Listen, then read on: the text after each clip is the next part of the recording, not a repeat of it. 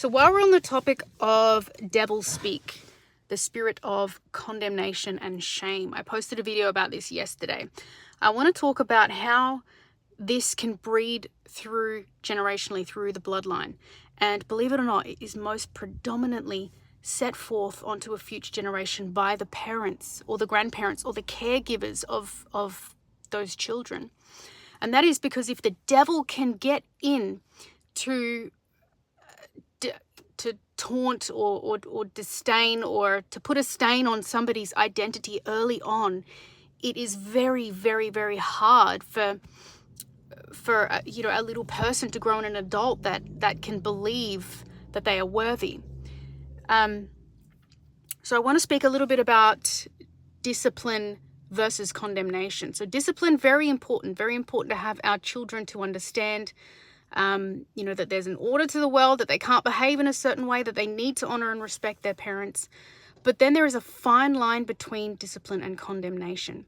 Discipline says what you're doing right now, the behavior of what you're doing is not okay, while condemnation attacks the person, it attacks the character. And you can always tell a child that has had life spoken of over them as opposed to attacks on their character. And biologically, you can even pick this up. Sometimes little children will have kind of a little bit of a hunch or a concave chest about them, and like they sometimes permanently remain like that, and it's because their body has taken a hit and spent a lengthy time of trying to protect its own heart. So I just want to put that forward that, I feel we're really at a time where God is turning our hearts, our minds, our bodies and our spirits toward our children, because I feel our children are here to bring a message of truth and grace and peace. Although